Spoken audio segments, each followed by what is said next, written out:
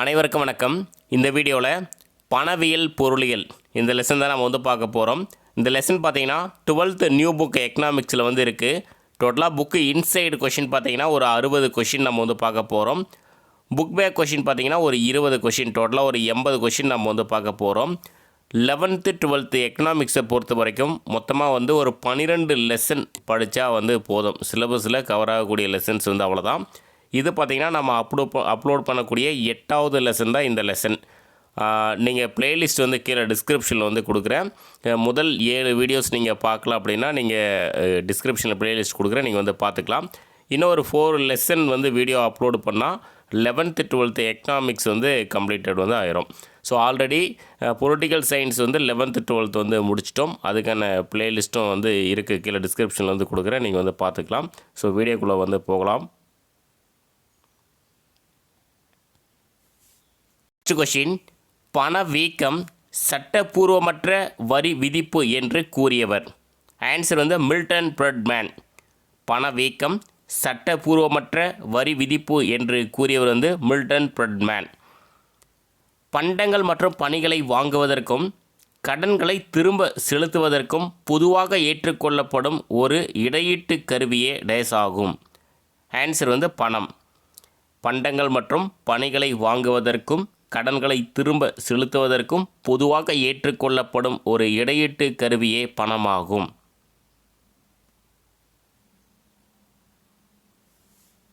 பணம் எதை செய்கிறதோ அதுதான் பணம் என்ற கருத்தை கூறியவர். ஆன்சர் வந்து வாக்கர். பணம் எதை செய்கிறதோ அதுதான் பணம் என்ற கருத்தை கூறியவர் வந்து வாக்கர். 3வது ஏ கொஷின். இந்த கொஷின் பார்த்திங்கன்னா எக்ஸ்ட்ரா ஆட் பண்ணியிருக்கோம். ஆல்ரெடி இந்த கொஷின் வந்து புக் பேக்கில் வந்து இருக்கும். அதனால் நம்ம புக்கில் வந்து இந்த இடத்துல இந்த கொஷின் வந்து கொடுத்துருக்க மாட்டோம். ஆனால் புக் பேக்கில் இருக்கிறதுனால இங்கே வந்து விட்டுட்டாங்க. நம்ம இப்போ வந்து ஆட் பண்ணியிருக்கோம் அந்த கொஷின். கூற்று 1, பரிவர்த்தனைகளில் பொது ஏற்புத்தன்மை கொண்ட ஒரு இடையீட்டு கருவியாகவும் மதிப்பளவை மதிப்பினை இருப்பு வைத்தல் ஆகியவற்றினை செய்யும் ஒன்றாகவும் இருப்பது பணமாகும் என்றவர் யார் அப்படின்னா கிர்லோதர். கூற்று 2, ஒரு பரிமாற்ற சாதனமாக பொதுவாக ஏற்றுக்கொள்ளப்படும் எதுவும் பணமாக இருக்கலாம், அதே நேரத்தில் அது மதிப்பின் அளவையாகவும் மதிப்பின் நிலைக்கலனாகவும் இருக்கிறது என்றவர் பார்த்திங்கன்னா கிர்லோதர். ஆன்சர் வந்து கூற்று 1, 2 ரெண்டுமே வந்து சரி. ஸோ ஆன்சர் ரீட் பண்ணிடுற பாருங்கள். கூற்று 1, பரிவர்த்தனைகளில் பொது ஏற்புத்தன்மை கொண்ட ஒரு இடையீட்டு கருவியாகவும் மதிப்பளவை மதிப்பினை இருப்பு வைத்தல் ஆகியவற்றினை செய்யும் ஒன்றாகவும் இருப்பது பணமாகும் என்றவர் வந்து கிர்லோதர்.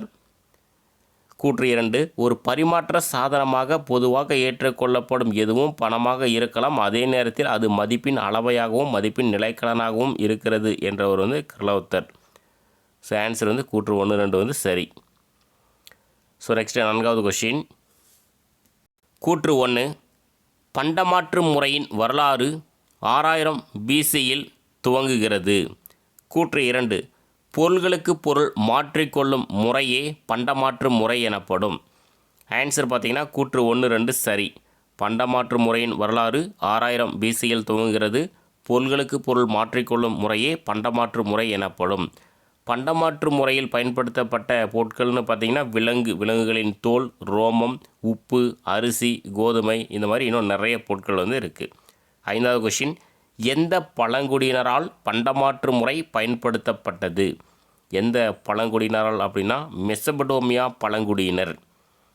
மெசபடோமியா பழங்குடியினரால் பண்டமாற்று முறை பயன்படுத்தப்பட்டது. டேஸ் என்பவர்களால் கடல் கடந்து பல்வேறு நகரங்களில் பண்டமாற்று முறை பயன்படுத்தப்பட்டது. ஆன்சர் பார்த்திங்கன்னா பொனிசியர்கள். பொனிசியர்கள் என்பவர்களால் கடல் கடந்து பல்வேறு நகரங்களில் பண்டமாற்று முறை பயன்படுத்தப்பட்டது. பாபிலோனியர்களும் பண்டங்களுக்கு பண்டங்களை மாற்றும் பண்டமாற்று முறையை வந்து பயன்படுத்தினர் பாபிலோனியர்கள். 7வது கொஷின். பண்டமாற்று முறை மற்றும் பண்ட பண முறைக்கு பின் நவீன பண முறைகள் தோன்ற ஆரம்பித்தன. அதில் முதன்மையானது டேஸ் பண திட்டமாகும். ஆன்சர் வந்து உலோக பண திட்டம்.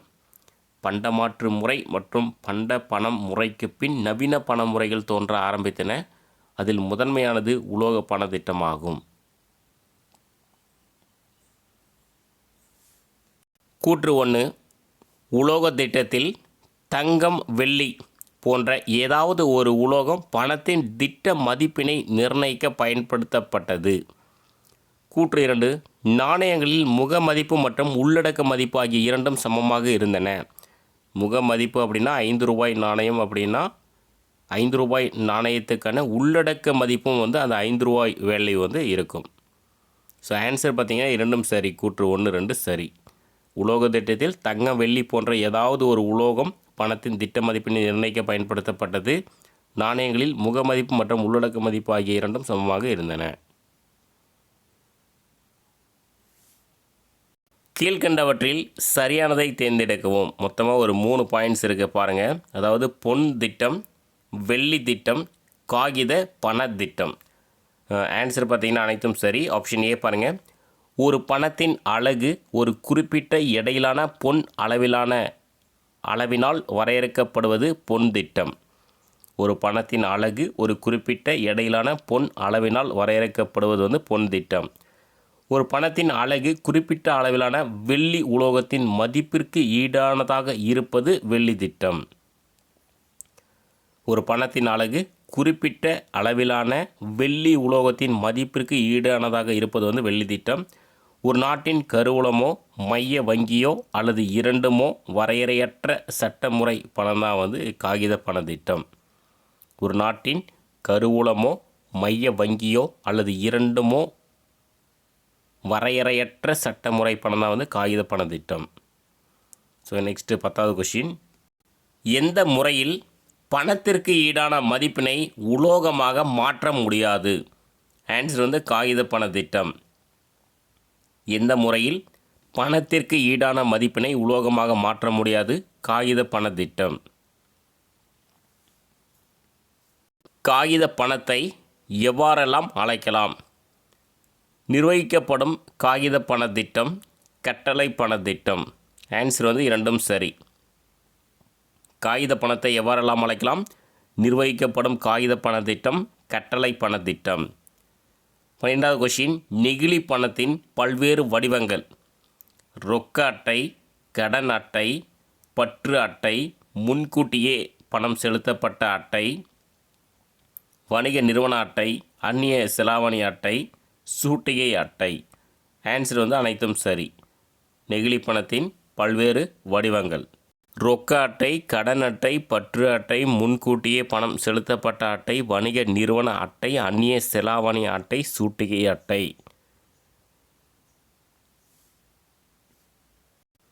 கூற்று 1.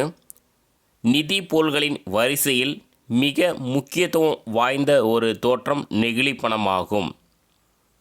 நிதி போல்களின் வரிசையில் மிக முக்கியத்துவம் வாய்ந்த ஒரு தோற்றம் நெகிழி பணமாகும். கூற்று 2. இப்பணம் நடைமுறையில் காகித பணத்திற்கு ஒரு மாற்று ஆகும். ஆன்சர் வந்து கூற்று 1, 2 சரி. நிதி பொருள்களின் வரிசையில் மிக முக்கியத்துவம் வாய்ந்த ஒரு தோற்றம் நெகிழி பணமாகும். இப்பணம் நடைமுறையில் காகித பணத்திற்கு ஒரு மாற்று ஆகும்.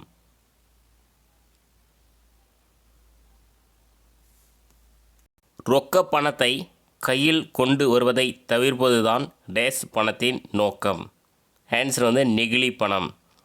ரொக்க பணத்தை கையில் கொண்டு வருவதை தவிர்ப்பது தான் நெகிழி பணத்தின் நோக்கம். ஸோ நெக்ஸ்ட் 15வது கொஷின்.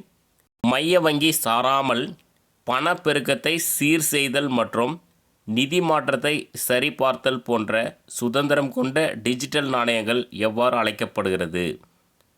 ஆன்சர் வந்து மெய் நிகர் பணம். இதற்கான எடுத்துக்காட்டு வந்து பிட்காயின்.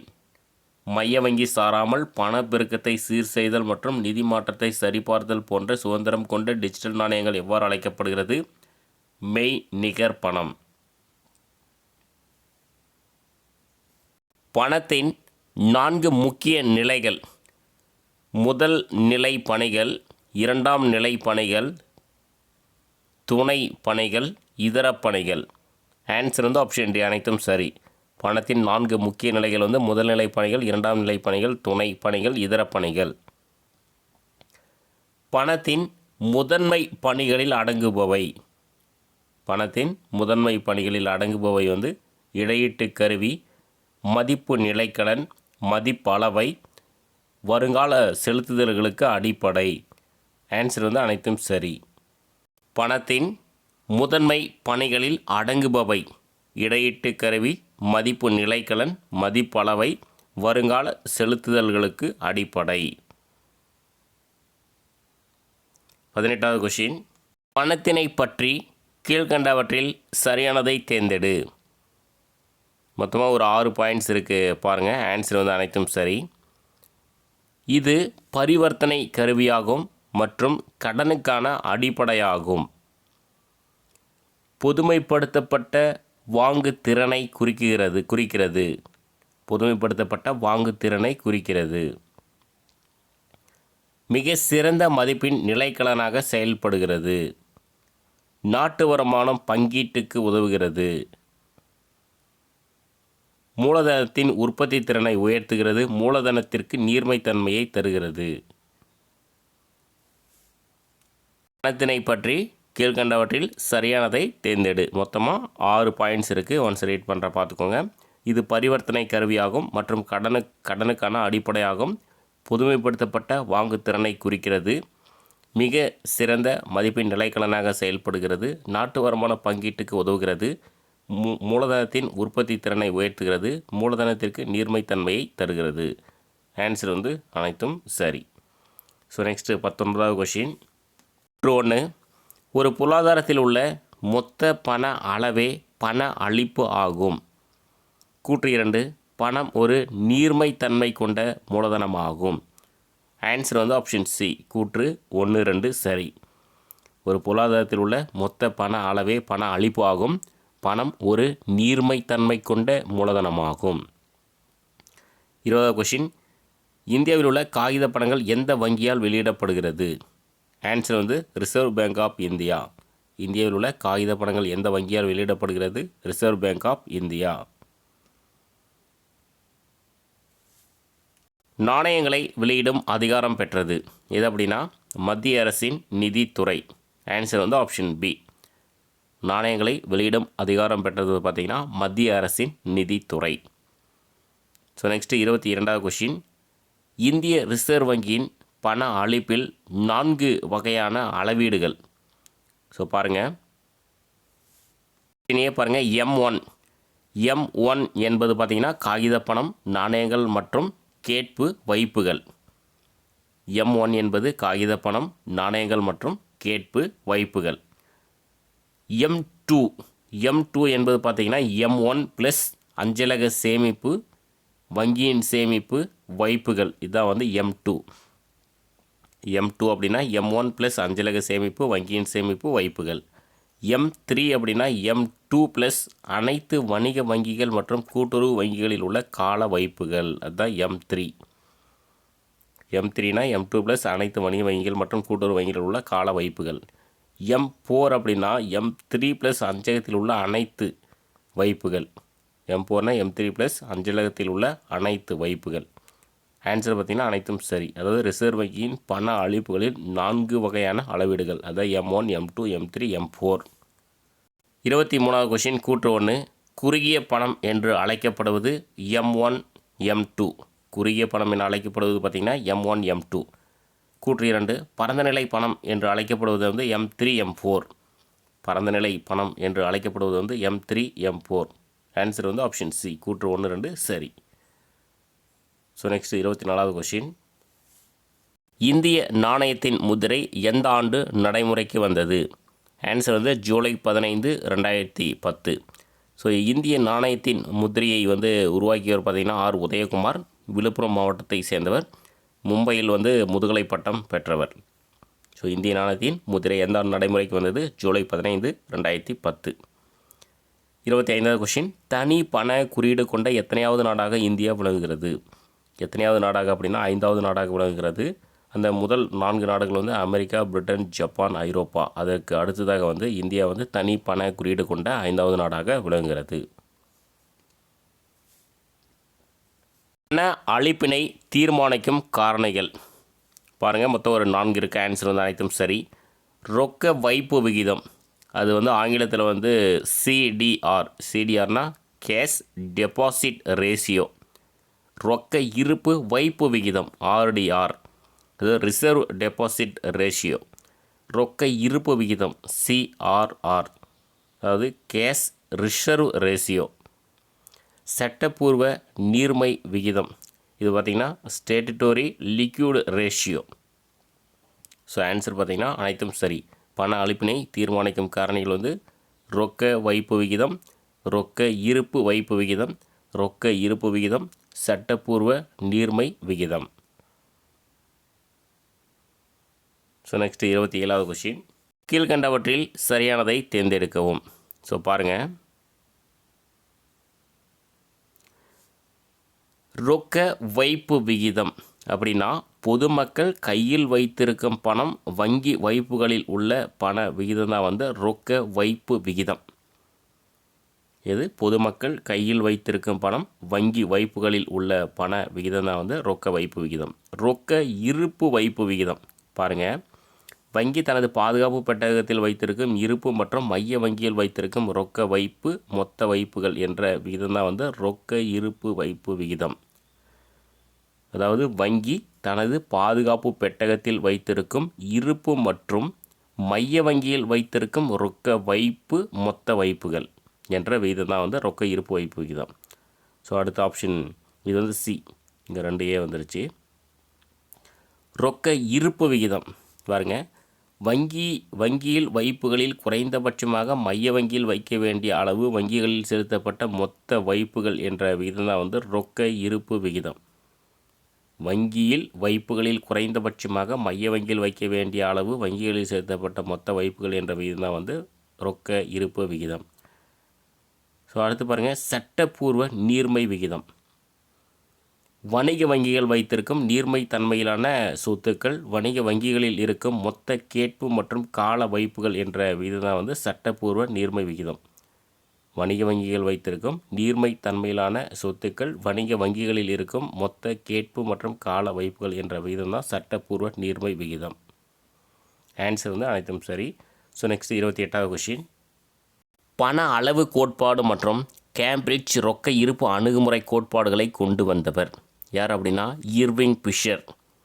பண அளவு கோட்பாடு மற்றும் கேம்பிரிட்ஜ் ரொக்க இருப்பு அணுகுமுறை கோட்பாடுகளை கொண்டு வந்தவர் வந்து இர்விங் பிஷர். 1588 பண அளவு கோட்பாடு யாரால் முன்மொழியப்பட்டது?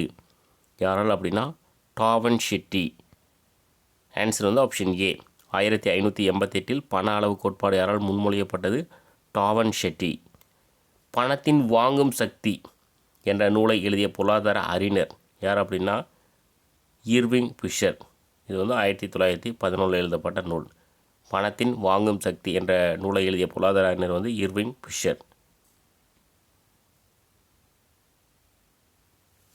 பிஷரால் உருவாக்கப்பட்ட பொதுவான சமன்பாடு, அதாவது ரொக்க பரிமாற்ற சமன்பாடு பாருங்கள், MV = PT, அதாவது பண அளிப்பு = பண தேவை. இதில் வந்து M என்பது மொத்த பண அளவு, அதாவது காகித பண அளவு, மொத்த காகித பண அளவு.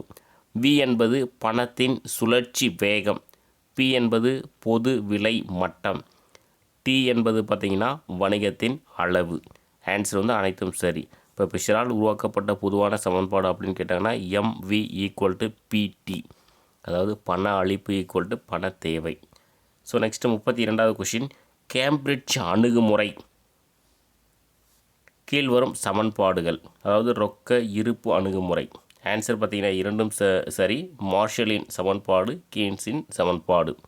கேம்பிரிட்ஜ் அணுகுமுறை கீழ்வரும் சமன்பாடுகள் வந்து 2, மார்ஷலின் சமன்பாடு, கீன்ஸின் சமன்பாடு. மார்ஷலின் சமன்பாடு டேஸ் என்று வழங்கப்படுகிறது. ஸோ பாருங்கள், மார்ஷலின் சமன்பாடு. மார்ஷலின் சமன்பாடு அப்படின்னா M = KPY.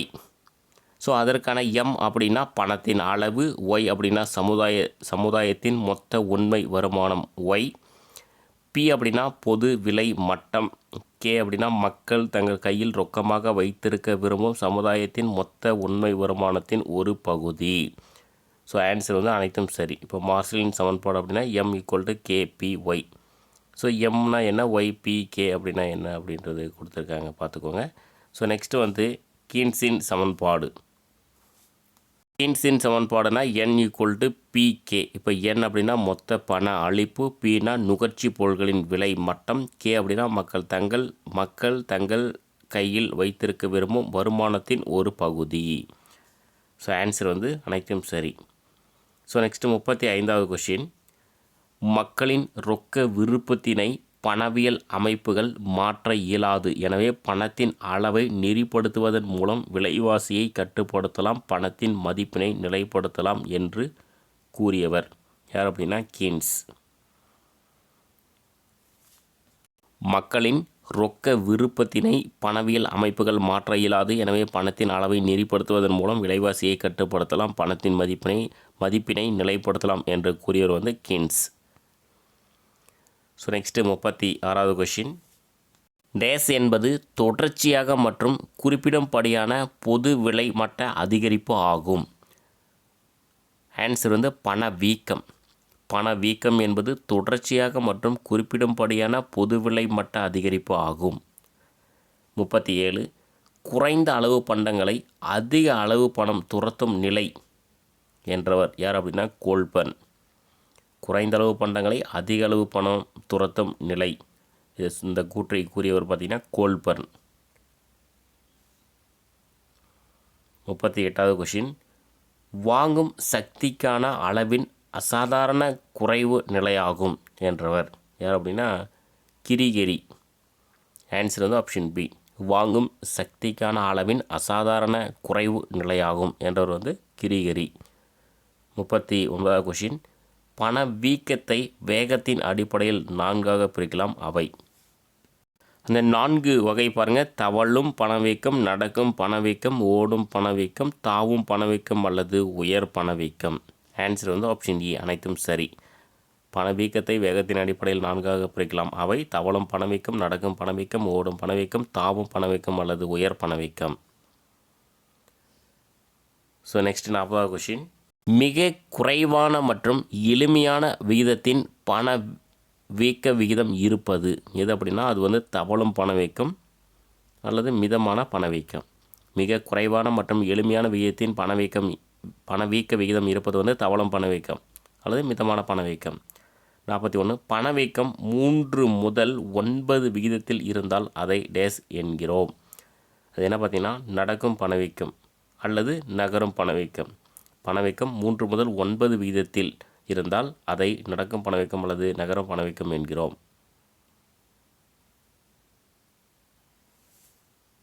பணவீக்க விகிதம் 10 முதல் 20% இருந்தால் அது டேஸ் பணவீக்கம் என்று அழைக்கப்படுகிறது. ஆன்சர் வந்து ஓடும் பணவீக்கம். பணவீக்க விகிதம் 10 முதல் 20% இருந்தால் அது வந்து ஓடும் பணவீக்கம் என்று அழைக்கப்படுகிறது.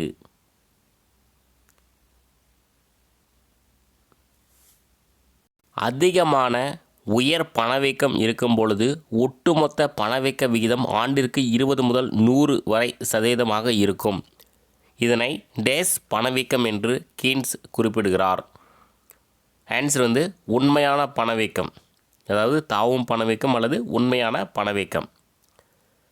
அதிகமான உயர் பணவீக்கம் இருக்கும் பொழுது ஒட்டுமொத்த பணவீக்க விகிதம் ஆண்டிற்கு 20 முதல் 100 வரை சதவீதமாக இருக்கும். இதனை உண்மையான பணவீக்கம் என்று கீன்ஸ் குறிப்பிடுகிறார். 44வது கொஷின். 21ஆம் நூற்றாண்டின் முதல் உயர் பணவீக்கம் டேஸ் நாட்டில் 3714 சதவீதமாக ஏப்ரல் 2007 இறுதியில் உயர்ந்தது. ஸோ எந்த நாட்டில் அப்படின்னா ஜிம்பாப்வே நாட்டில். 21ஆம் நூற்றாண்டின் முதல் உயர் பணவீக்கம் ஜிம்பாப்வே நாட்டில் 3714 சதவீதமாக ஏப்ரல் 2007 இறுதியில் உயர்ந்தது. பணவீக்கத்தை தீர்மானிப்பதில் முக்கிய பங்கு வகிப்பவை தேவை, அளிப்பு. ஆன்சர் வந்து இரண்டும் சரி. பணவீக்கத்தை தீர்மானிப்பதில் முக்கிய பங்கு வகிப்பவை வந்து தேவை, அளிப்பு. 46வது கொஷின். கூற்று 1. அதிக லாபத்தினை பெறும் நோக்கில் பொருட்களின் விலையில் உயர் லாப விகிதத்தை சேர்ப்பதால் பொருட்களின் விலை அதிகரிக்கும். இதுவே லாப தூண்டல் பணவீக்கம் எனப்படும். கூற்று 2. மறைமுக வரிகளான கலால் வரி, சுங்க வரி மற்றும் விற்பனை வரி போன்றவற்றில் ஏற்படும் உயர்வு காரணமாக விலைவாசி உயர்ந்து செல்வது வரி தூண்டல் பணவீக்கம் எனப்படும். ஆன்சர் வந்து கூற்று 1, 2 சரி. அதாவது அதிக லாபத்தினை பெறும் நோக்கில் பொருட்களின் விலையில் உயர் லாப விகிதத்தை சேர்ப்பதால் பொருட்களின் விலை அதிகரிக்கும். இதுவே லாப தூண்டல் பணவீக்கம் எனப்படும். மறைமுக வரிகளான கலால் வரி, சுங்க வரி மற்றும் விற்பனை வரி போன்றவற்றில் ஏற்படும் உயர்வு காரணமாக விலைவாசி உயர்ந்து செல்வது வரி தூண்டல் பணவீக்கம் எனப்படும். 47வது கொஷின். கீழ்கண்டவற்றில் சரியானதை தேர்ந்தெடுக்கவும். ஸோ பாருங்கள், மொத்தம் கீழே ஒரு பாயிண்ட்ஸ் இருக்குது. மொத்தம் 4 பாயிண்ட்ஸ் இருக்குது. தேவை அதிகரிக்கும் போது விலைவாசி உயரும் பணவீக்கம் வந்து தேவை இழுப்பு பணவீக்கம். உற்பத்தி செலவு கூடி பண்டங்களின் விலை அதிகரிக்கும் பணவீக்கம் வந்து செலவு உந்து பணவீக்கம். அளவுக்கு அதிகமாக காகித பணத்தை மைய வங்கி பயன்பாட்டிற்கு விடுவிக்கும் போது ஏற்படும் விலைவாசி உயர்வு வந்து காகித பணவீக்கம். ஆப்ஷன் டி ஒன்று இருக்குது பாருங்கள். வணிக வங்கிகள் தாராளமாக கடனை அளிக்கும் போது ஏற்படும் விலைவாசி உயர்வு வந்து கடன் பணவீக்கம். ஆன்சர் பார்த்திங்கன்னா அனைத்தும் சரி. ஸோ ஆன்சர் ரீட் பண்ணிடலாம். தேவை அதிகரிக்கும் போது விலைவாசி உயரும் பணவீக்கம் வந்து தேவை இழுப்பு பணவீக்கம். உற்பத்தி செலவு கூடி பண்டங்களின் விலை அதிகரிக்கும் பணவீக்கம் வந்து செலவு உந்து பணவீக்கம். அளவுக்கு அதிகமாக காகித பணத்தை மைய வங்கி பயன்பாட்டிற்கு விடுவிக்கும் போது ஏற்படும் விலைவாசி உயர்வு வந்து காகித பணவீக்கம். வணிக வங்கிகள் தாராளமாக கடனை அளிக்கும் போது ஏற்படும் விலைவாசி உயர்வு வந்து கடன் பணவீக்கம். ஆன்சர் வந்து அனைத்தும் சரி. ஸோ நெக்ஸ்ட் 48வது கொஷின். கீழ்கண்டவற்றில் பணவீக்கத்திற்கான காரணங்களை கண்டறிக. ஸோ பாருங்கள், பணவீக்கத்துக்கான காரணங்கள் வந்து இருக்குது. பண அளிப்பு உயர்வு, செலவிடத்தகுந்த வருமானம் உயர்வு, உயர்ந்து வரும் பொது செலவுகள், நுகர்வோர் செலவு அதிகரித்தல், மலிவு பண கொள்கை, ஏற்றுமதி உயர்வு, பற்றாக்குறை நிதியாக்கம் மற்றும் கருப்பு பணம், பொது கடனை மீள செலுத்துதல். ஆன்சர் வந்து அனைத்தும் சரி. இது எல்லாமே பார்த்திங்கன்னா பணவீக்கத்திற்கான காரணங்கள். பணவீக்கத்தின் விளைவு உற்பத்தியின் மீதான விளைவு, பகிர்வின் மீதான விளைவு. ஆன்சர் வந்து இரண்டும் சரி. பணவீக்கத்தின் விளைவுகள் வந்து உற்பத்தியின் மீதான விளைவு, பகிர்வின் மீதான விளைவு. 50வது கொஷின். பணவீக்கத்தை கட்டுப்படுத்தும் வழிமுறைகளை கருத்துக்களின் அடிப்படையில் 3ஆக பிரித்தவர்கள். ஆன்சர் வந்து மேற்கூறிய இருவரும், அதாவது கீன்ஸ், மில்டன் ஃப்ரீட்மேன். பணவீக்கத்தை கட்டுப்படுத்தும் வழிமுறைகளை கருத்துக்களின் அடிப்படையில் பிரித்தவர்கள் தான் கீன்ஸ், மில்டன் ஃப்ரீட்மேன். பணவீக்கத்தை கட்டுப்படுத்தும் வழிமுறைகள் பாருங்கள், பணவியல் முறைகள், நிதியியல் முறைகள், இதர முறைகள். ஆன்சர் வந்து ஆப்ஷன் டி அனைத்தும் சரி. பணவீக்கத்தை கட்டுப்படுத்தும் வழிமுறைகள் எத்தனை இருக்குன்னு கேட்டாங்கன்னா 3 வழிமுறைகள். அதான் பணவியல் முறைகள், நிதியியல் முறைகள், இதர முறைகள். பணவீக்கம் யாருக்கெல்லாம் ஒரு வரம்? பணவீக்கம் வந்து யாருக்கெல்லாம் ஒரு வரம் அப்படின்னா உற்பத்தியாளர், வணிகர், தொழில் முனைவோர். ஸோ இவர்களுக்கெல்லாம் வந்து பணவீக்கம் வந்து ஒரு வரம். ஆன்சர் வந்து அனைத்தும் சரி, ஆப்ஷன் டி.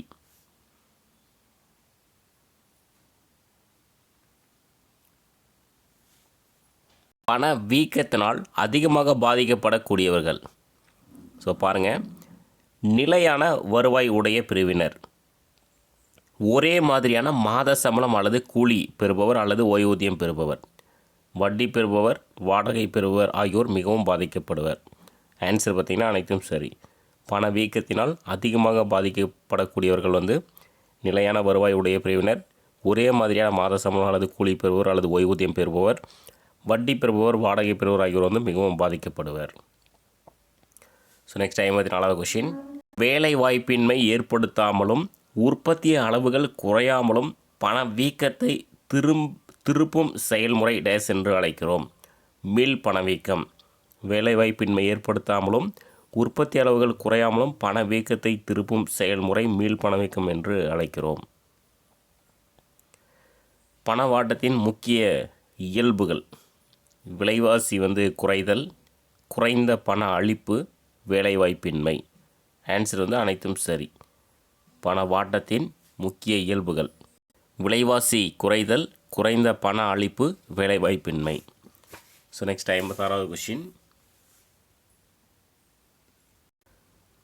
உயர்கின்ற விலைகளையும் குறைந்த வேலையற்றோர் சதவீதத்தையும் கொண்ட நல்ல வாணிப காலங்களையும் குறைகின்ற வேலைகளையும் மிகுகின்ற வேலையில்லா திண்டாட்டம் சதவீதத்தையும் கொண்ட கெட்ட வாணிப காலங்களையும் உள்ளடக்கியது வாணிப சூழலாகும் என்ற கருத்தை கூறியவர் யார் அப்படின்னா ஜேஎம் கீன்ஸ். உயர்கின்ற விலைகளையும் குறைந்த வேலையற்றோர் சதவீதத்தையும் கொண்ட நல்ல வாணிப காலங்களையும் குறைகின்ற விலைகளையும் மிகுகின்ற வேலையில்லா திண்டாட்ட சதவீதத்தையும் கொண்ட கெட்ட வாணிப காலங்களையும் உள்ளடக்கியது வாணிப சூழலாகும் என்ற கருத்தை கூறியவர் ஜேஎம் கீன்ஸ். வணிக சுழற்சியின் கட்டங்கள் யாவை? மொத்தமாக வந்து ஒரு 4 கட்டங்கள் வந்து இருக்குது. பூரிப்பு, பின் இறக்கம், மந்தம், மீட்சி. ஆன்சர் வந்து மேற்கூறிய அனைத்தும். வணிக சுழற்சியின் வந்து 4 கட்டங்கள்: பூரிப்பு, பின்னிறக்கம், மந்தம், மீட்சி. ஸோ நெக்ஸ்ட் 58வது கொஷின் போகிறதுக்கு இது பாருங்கள். இப்போ பூரிப்பு கட்டம் அப்படின்னா என்ன அப்படின்னா, அனைத்து பொருளாதார நடவடிக்கைகளும் உச்ச நிலையில் இருப்பது தான் வந்து பூரிப்பு கட்டம். பின்னிறக்கம்: பூரிப்பில் வெடிப்பு நிலை ஏற்பட்டு நடவடிக்கைகள் பின்னோக்கி திரும்பும், அதுதான் வந்து பின்னிறக்கம். மந்தம்: பொருளாதார நடவடிக்கைகள் இயல்பு நிலைக்கு கீழ் மிக தீவிரமாக குறைந்து வரும், அதான் வந்து மந்தம். மீட்சி: மந்தத்திலிருந்து பொருளாதார நடவடிக்கைகள் மேல் நோக்கி திரும்பும், அதான் வந்து மீட்சி. ஆன்சர் வந்து அனைத்தும் சரி. வணிக சுழற்சியின் மிக மோசமான கட்டம் எது அப்படின்னா மந்தம். வணிக சுழற்சியின் மிக மோசமான கட்டம் வந்து மந்தம். 60வது கொஷின் கூற்று 1. மந்தத்தின் கீழ்நிலை தொட்டி என அழைக்கப்படுகிறது. மந்தத்தின் கீழ்நிலை தொட்டி என அழைக்கப்படுகிறது. கூற்று 2. வெளியார் உதவியின்றி தானே மீள இயலாத நிலையை குறிக்க தொட்டி பயன்படுகிறது. ஆன்சர் பார்த்திங்கன்னா இரண்டுமே சரி. கூற்று 1, 2 சரி. மந்தத்தின் கீழ்நிலை தொட்டி என அழைக்கப்படுகிறது. வெளியார் உதவியின்றி தானே மீள இயலாத நிலையை குறிக்க தொட்டி பயன்படுகிறது. ஸோ 60 கொஷினோட வந்து புக்கு இன்சைடு கொஷின் வந்து முடிஞ்சுது. நெக்ஸ்ட்டு புக் பேக் கொஷின்ஸ் நம்ம வந்து பார்க்கலாம். 61வது கொஷின். இந்திய ரிசர்வ் வங்கியின் தலைமையகம் அமைந்துள்ள இடம் எங்கே அப்படின்னா மும்பை. ஸோ இந்த கொஷின்ஸ் வந்து இப்படி வர்றதுக்கு ரீசன் பார்த்திங்கன்னா அலைன்மெண்ட்டில் ஒரு சின்ன மிஸ்டேக், அதனால தான் இப்படி வந்திருக்கு. நம்மளுடைய புத்தகத்தில் வந்து கரெக்டாக வந்து இருக்கும். இந்திய ரிசர்வ் வங்கியின் தலைமையகம் அமைந்துள்ள இடம் பார்த்திங்கன்னா மும்பை. So next 62. பணம் என்பது உள்ளவற்றில் அதிக நீர்மைத்தன்மை கொண்ட சொத்து ஆகும். பணம் என்பது உள்ளவற்றில் அதிக நீர்மைத்தன்மை கொண்ட சொத்து ஆகும். காகித பண முறையே மேலாண்மை செய்வது எது அப்படின்னா மைய பணவியல் அமைப்பு. காகித பண முறையே மேலாண்மை செய்வது வந்து மைய பணவியல் அமைப்பு. M1 மற்றும் M2 ஆகிய இரண்டிற்கும் உள்ள வித்தியாசம் என்ன அப்படின்னா அஞ்சலக சேமிப்பு, வங்கியின் சேமிப்பு வைப்புகள். M1 மற்றும் M2 ஆகிய இரண்டிற்கும் உள்ள வித்தியாசம் வந்து அஞ்சலக சேமிப்பு வங்கியின் சேமிப்பு வைப்புகள். 65. இர்விங் ஃபிஷரின் பண அளவு கோட்பாடு பிரபலமான ஆண்டு எப்போனா 1911. இர்விங் ஃபிஷரின் பண அளவு கோட்பாடு பிரபலமான ஆண்டு 1911. MV என்பது பார்த்திங்கன்னா சட்டப்படியான பண அளிப்பு. பணவீக்கம் என்பது விலைகள் அதிகரிப்பு. MV என்பது சட்டப்படியான பண அளிப்பு, பணவீக்கம் என்பது விலைகள் அதிகரிப்பு. 68. டேஸ் பணவீக்கம் பண மதிப்பில் தீவிர மதிப்பு குறைவினை ஏற்படுத்துகிறது. ஸோ இது அப்படின்னா உயர் பணவீக்கம் பண மதிப்பில் தீவிர மதிப்பு குறைவினை ஏற்படுத்துகிறது. கூலியும் மூலப்பொருட்கள் செலவும் கூடுவதால் பண்டங்களின் பொது விலை மட்டம் அதிகரிப்பு டேஸ் பணவீக்கமாகும். ஆன்சர் வந்து செலவு உந்து பணவீக்கம். கூலியும் மூலப்பொருட்கள் செலவும் கூடுவதால் பண்டங்களின் பொது விலை மட்டம் அதிகரிப்பு செலவு உந்து பணவீக்கமாகும். பணவீக்கத்தின் பொழுது பயன் அடைபவர்கள் யார்? பணவீக்கத்தின் பொழுது ஆன்சர் வந்து கடன் பெற்றவர்கள். பணவீக்கத்தின் பொழுது பயன் அடைபவர்கள் என்ன? கடன் பெற்றவர்கள். டேஸ் என்பது பணவீக்க விகிதம் குறைந்து செல்வதாகும். இது அப்படின்னா எதிர் பணவீக்கம். எதிர் பணவீக்கம் என்பது பணவீக்க விகிதம் வந்து குறைந்து செல்வதாகும். தேக்க பணவீக்கத்தில் பணவீக்க விகிதத்துடன் இணைந்து இருப்பது எது அப்படின்னா தேக்கம். தேக்க பணவீதத்தில் பணவீக்க விகிதத்துடன் இணைந்திருப்பது வந்து தேக்கம். பொருளாதார நடவடிக்கைகளில் ஏற்படும் ஏற்றத்தாழ்வுகளை டேஸ் என்று அழைக்கிறோம். இது அப்படின்னா வணிக சுழற்சி. பொருளாதார நடவடிக்கைகளில் ஏற்படும் ஏற்றத்தாழ்வுகளை டேஸ் என்று அழைக்கிறோம், வணிக சுழற்சி. மந்த காலத்தில் பொருளியல் நடவடிக்கைகள் இவ்வாறு இருக்கும். எது அப்படின்னா மிக குறைந்தபட்சமாக இருக்கும். மந்த காலத்தில் பொருளியல் நடவடிக்கைகள் இவ்வாறு இருக்கும். எப்படின்னா மிக குறைந்தபட்சமாக இருக்கும். பரிவர்த்தனைகளில் பொதுவாக ஏற்றுக்கொள்ளப்படும் ஒரு இடையீட்டு கருவியாகவும் அளவீடு மற்றும் மதிப்பினை இருப்பு வைத்தல் ஆகியவற்றினை செய்யும் ஒரு பொருள் பணம் என்ற இலக்கணத்தை வழங்கியவர் யார் அப்படின்னா கிரௌதர். பரிவர்த்தனைகளில் பொதுவாக ஏற்றுக்கொள்ளப்படும் ஒரு இடையீட்டு கருவியாகவும் அளவீடு மற்றும் மதிப்பினை இருப்பு வைத்தல் ஆகியவற்றினை செய்யும் ஒரு பொருள் பணம் என்ற இலக்கணத்தை வழங்கியவர் கிரௌதர். பற்றட்டை என்பதற்கு டேஸ் உதாரணம். எது அப்படின்னா நெகிழி பணம். பற்று அட்டை என்பதற்கு நெகிழி பணம் உதாரணமாகும். ஃபிஷரின் பண அளவு கோட்பாடு பணத்தின் இந்த பணியின் அடிப்படையில் அமைக்கப்பட்டுள்ளது. ஆன்சர் வந்து பரிமாற்று கருவி. ஃபிஷரின் பண அளவு கோட்பாடு பணத்தின் இந்த பணியின் அடிப்படையில் அமைக்கப்பட்டுள்ளது, பரிமாற்று கருவி. 78வது கொஷின். MV = PT என்ற சமன்பாட்டில் V என்பது பார்த்திங்கன்னா பணத்தின் சுழற்சி வேகம். V என்பது ஆப்ஷன் பி, பணத்தின் சுழற்சி வேகம். விலைவாசி மெதுவாக உயரும் பொழுது அதை டேஸ் என அழைக்கப்படுகிறது. ஆன்சர் வந்து மிதமான பணவீக்கம். விலைவாசி மெதுவாக உயரும் பொழுது அதை மிதமான பணவீக்கம் என அழைக்கப்படுகிறது. ஸோ கடைசி 80வது கொஸ்டின். டேஸ் பணவீக்கம் பொருளாதாரத்தின் எந்த வகையிலும் பாதிக்காது. ஆன்சர் வந்து தவழும் பணவீக்கம். தவழும் பணவீக்கம் வந்து பொருளாதாரத்தின் எந்த வகையிலும் பாதிக்காது. ஸோ இதோட பொருளாதாரத்தில் 8வது லெசன் வந்து முடிச்சிட்டோம். இன்னும் ஒரு 4 லெசன் வந்து இருக்குது. ஸோ விரைவில் வந்து அதை முடிச்சிடலாம். தேங்க்யூ.